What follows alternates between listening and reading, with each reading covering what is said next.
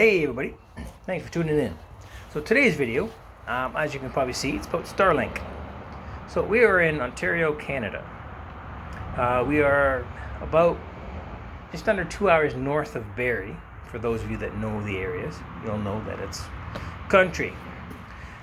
We are currently using, or have been using, xplornet. And our data consisted of up to 25 megabytes per second on a fixed LTE, I guess it's line of sight, I think how it works. Basically, it's like a cell phone. Pardon me. On the best of days, which wasn't very many, when I did the internet test, it was getting up to about, I think the highest was 34 megabytes, which is more than what they're advertising that we're supposed to be getting in this zone. We've had them for, I don't know, 5, 6, 7 years. Up here, there's, depending on where you are, you're limited. There's really not much of an option for internet up here. It sucks, but it is what it is. It's country living. At the end of the day, if the wind was too much, if there was a storm, if it was raining, I don't know, if the stars just weren't lined up, the internet it would crap out on you on a regular basis. It was just crap. But what are you gonna do? Once like 4 or 5 o'clock p.m. Eastern time, once that time kicked in, I would do a test. The internet would basically be 0.9 megabytes, 2 megabytes if we're lucky. Just pulling up just the homepage of Google to search something on the computer was rough. So it wasn't pleasant. So there's good days and a lot of bad days. So we waited, and Starlink, we were on the waiting list for Starlink. Wasn't too keen, it was taking so long, it is what it is. But at the end of the day, we ended up opting out of the waiting list. And then about maybe 2 weeks later, the promotion came up for $199 Canadian for the Starlink starter kit. The home, there's two types of Starlinks. There's your RV for if you want to be mobile and you want to not have a fixed location. And then there's the home edition, which is what we have, which obviously goes up on the roof or a pole on the ground or whatever it is you tend to do. There's enough videos out there. It shows you what's in the box. It shows you how to hook it up. I'm not going to get into all that because it's redundant. So I'm just going to give you our experience. We've had it for a week. It was $199. It was on sale. So we ordered it on the 8th of this month, and they shipped it and delivered it on the 9th. So which was pretty darn impressive because I believe it comes from the States. I don't know the exact location of the States, but it came from the States as per the tracking anyways. So Purelator delivered it by, I think it was 1 o'clock p.m. the next day after ordering it. Sorry for the sniffles. I'm outside and I've been doing some work. And, allergies. But anyways, so hooked it up. Easy part. The hard part was getting the cable through the wall because it didn't have a drill bit. So I had to go to the store and get one that would go through the wall. But anyways, put it up on the roof, did the test. I thought for sure that we'd have issues because we have a lot of trees around the house. And there's another YouTube that had trees obstructing a bit of it. So they were getting low download speeds and stuff because of the trees. So I was concerned with that. But it doesn't cycle as I thought it would. I thought the dish would actually move around on a regular basis, but once it found its home position, so to speak, it just sits and it's basically straight up and down almost, which is kind of cool. It's up on the roof, and when I do my downloads, my download test, from the satellite dish to Starlink satellites themselves, the download speed, I believe, I'm not going to show you because I'm doing this with my phone and I can't do both at the same time with one device. But anyways, you got to take my word for it.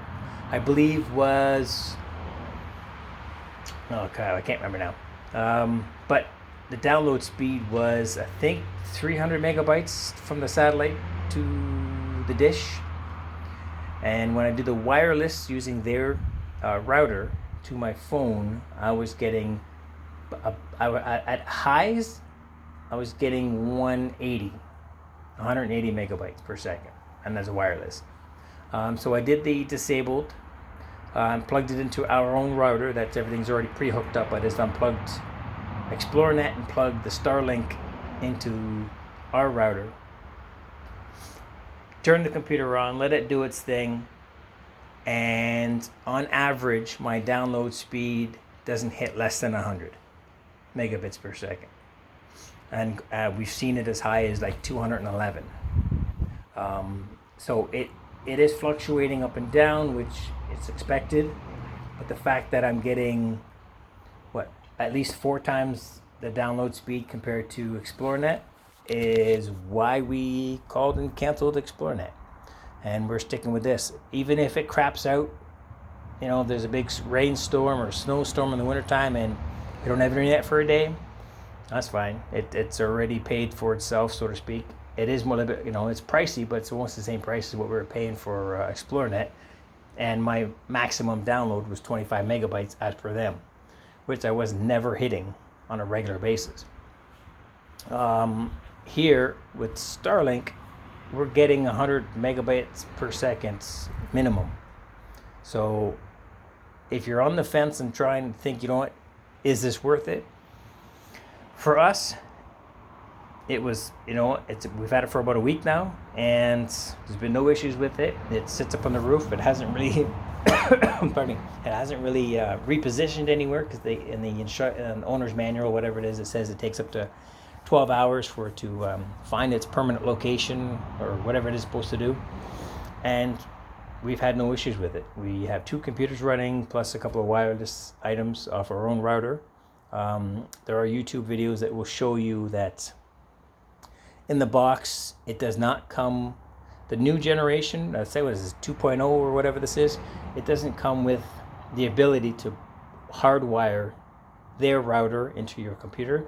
You have to buy an adapter. So if you're going to order this and you're going to use your own router, which is to plug into your computer via a cable, and you don't want to stick with total wireless, then you will need to order at the same time as this unit. It's an adapter. I think it was like $50 Canadian. But it's easy. It's plug and play, power it up, log in, give it time to do its thing, which could take 5 minutes, could take 2 minutes, could take an hour. They say it comes and goes. But either way, it's done. I ran the cable up to our router, let it do its thing, and we've been extremely happy with this minimum 100 megabytes per second in the country compared to our whatever we were supposed to be getting. Maximum was 25 megabytes, but we were getting 10 megabytes, 12 megabytes, 20 megabytes, 2 megabytes. It was just so inconsistent, and we were paying top dollar for it, and so we ended up canceling. So again, I'm not going to show you what's in the box here. This is just an empty box here, but go on their website if you're interested. It's a gamble depending on where you're placing it. You can download their Starlink app and do a obstruction test via your phone, your smartphone. It depending on where you intend to place it, and then you're good to go.